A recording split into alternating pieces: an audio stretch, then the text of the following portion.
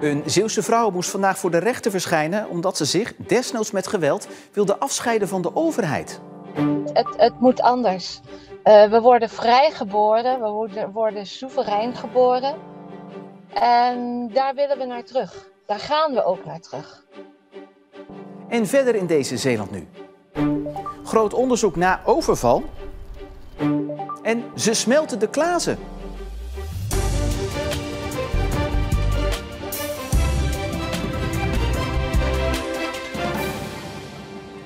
Goedenavond. Een 66-jarige vrouw uit Oostburg wordt verdacht van het leidinggeven aan een terroristische organisatie. Ze zou een grote rol hebben gespeeld bij de oprichting van Common Law Nederland. Een groep soevereinen die er niet voor terugdeinst geweld te gebruiken tegen de overheid. En vandaag moest de 66-jarige vrouw voor de rechtbank verschijnen. En bij die zitting was Mercy ook aanwezig. Wat is er vandaag eigenlijk allemaal besproken? Nou, het was vooral een voorbereidende zitting waarbij het ging om de vraag of de 8 verdachten langer in voorarrest moeten blijven zitten of niet.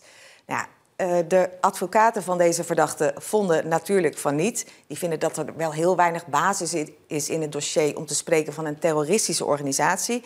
Het OM wil dat natuurlijk wel, dat ze langer blijven vastzitten. Maar de rechtbank die gaat erover en die maakt daar morgen een beslissing over. Ja, nu hangen al deze mensen het soevereine gedachtegoed aan. Wat houdt dat eigenlijk in?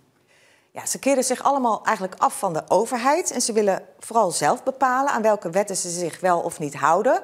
Maar je kan ze niet allemaal over één kam scheren. Je hebt mensen die gewoon vooral zelfvoorzienend willen leven, onafhankelijk willen zijn. Dan heb je mensen die nog een stapje verder gaan. Die weigeren bijvoorbeeld om boetes te betalen of belasting. En dan heb je nog een groep, daar behoren deze mensen toe volgens het OM. Die gaan nog een stap verder en die schuwen ook geweld niet om echt het systeem omver te werpen. De feiten waarvan de Oostburgse wordt verdacht liegen er niet om.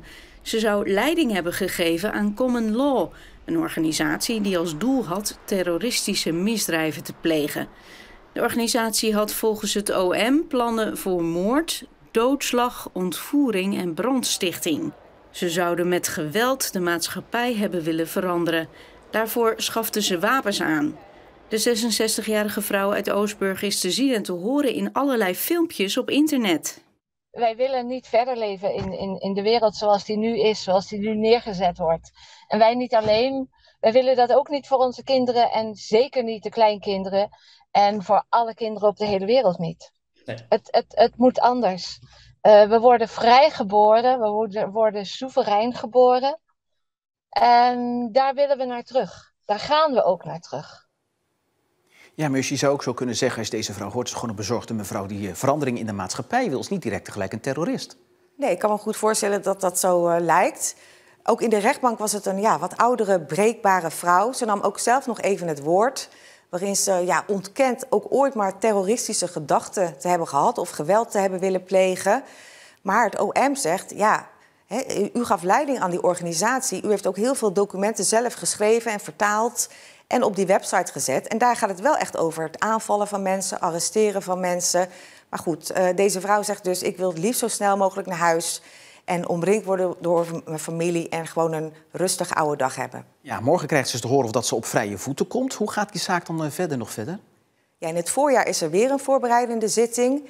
En pas in september volgend jaar, dan is de inhoudelijke behandeling. Dus dat duurt nog wel een tijdje. Mercy, dank je wel. De Koninklijke Marechaussee is gestart met extra grenscontroles. Voor zover bekend waren er in Zeeland vandaag geen. De controles dienen als maatregel om illegale migratie tegen te gaan. Door personeelstekort bij de Marechaussee zijn de gevolgen overigens beperkt, omdat de dienst niet veel extra controles uit kan voeren. Grensgemeenten maken zich zorgen omdat ze bang zijn voor de consequenties voor het grensverkeer. Reactor 4 van de kerncentrale bij Doel is weer opgestart. Sinds augustus was de reactor buiten gebruik voor onderhoud. Daarbij werden scheurtjes ontdekt in het gewapende beton die verder moesten worden onderzocht. Vorige week gaf de Belgische nucleaire waakhond al groen licht om de reactor weer op te starten. Uit onderzoek bleek dat het geen kwaad kan de schade later te herstellen, volgens de VRT. Straks dan hoor je alles over smeltende Sinterklaasen en praat Mark Rijk ons bij over de grote politieactie van vandaag in Sluiskil. Maar eerst de inloophuizen van zorginstelling SVRZ.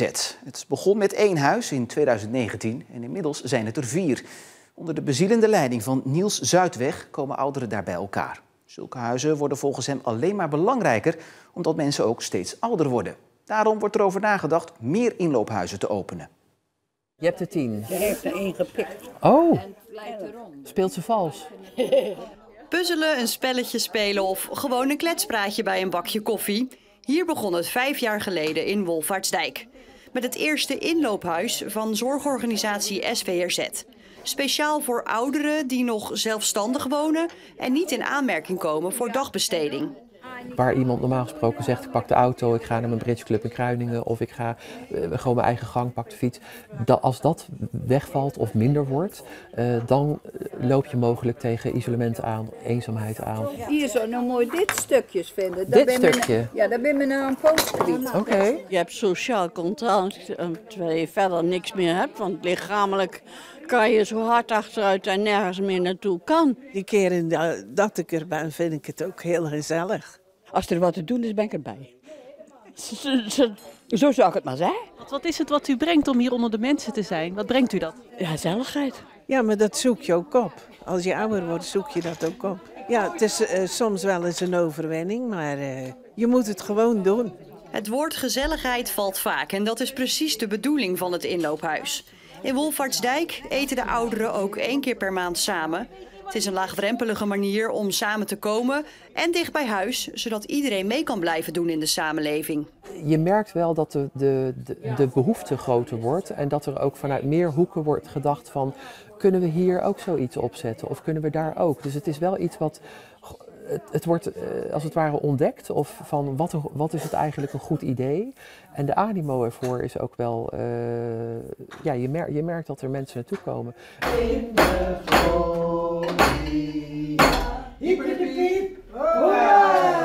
Enkele kilometers verderop komen ouderen samen bij het nieuwste inloophuis in Goes-West. Daar wordt de verjaardag van een vrijwilliger gevierd. En ook daar blijkt maar weer hoe belangrijk de wekelijkse momenten zijn. Ik ben onder de mensen. Dat vind ik wel belangrijk. Ja, is dat voor u belangrijk? Zeker. Toen ik hier kwam kon ik niemand.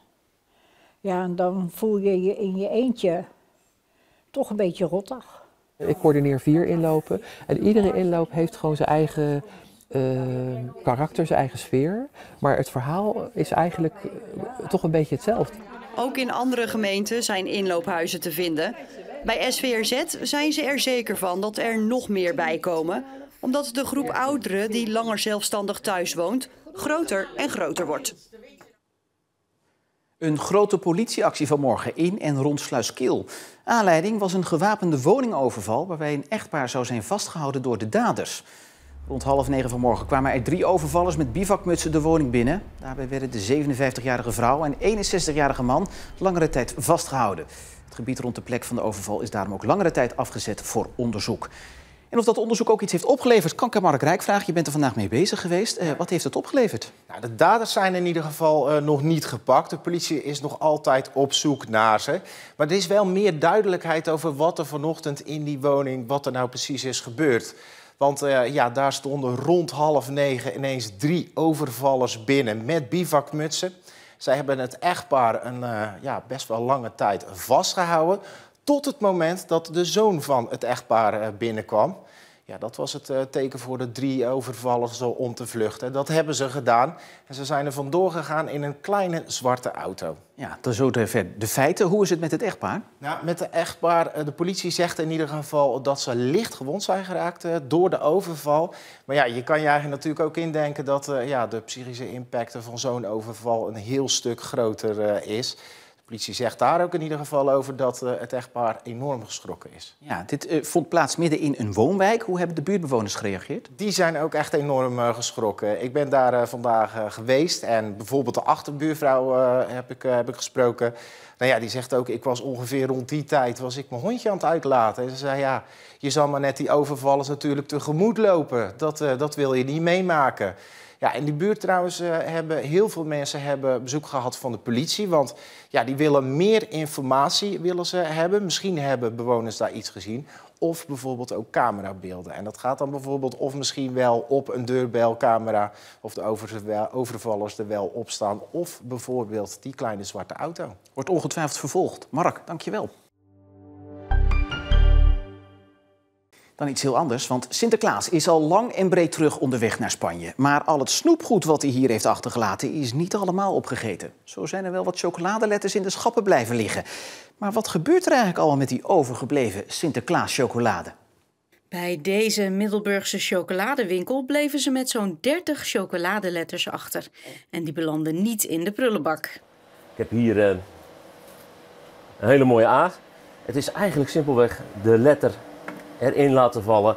En zo verandert deze A binnen mum van tijd in vloeibare chocola. Dat rijmt niet alleen mooi, maar is ook goed voor de portemonnee. En wat vindt u nou het leukste aan het hele omsmeltingsproces? Nou, wat het is we hebben geen waste. Dat is eigenlijk de winst. De cacaoprijzen zijn echt door het dak gegaan. Daar staat echt geen maat op. Dus ja, we kunnen het hergebruiken. Hoewel niet alle letters worden omgesmolten. Eet u niet stiekem ook zelf een lettertje op? Ik heb nog een eentje met hazelnoot, die kan ook niet terug. Die heb ik nog liggen en daar breek ik af en toe een stukje af.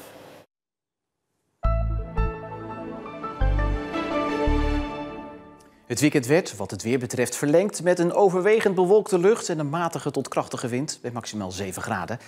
Droger wordt het de komende dagen niet, want de regenkans die blijft. Wel iets minder wind bij maximaal 6 graden morgen.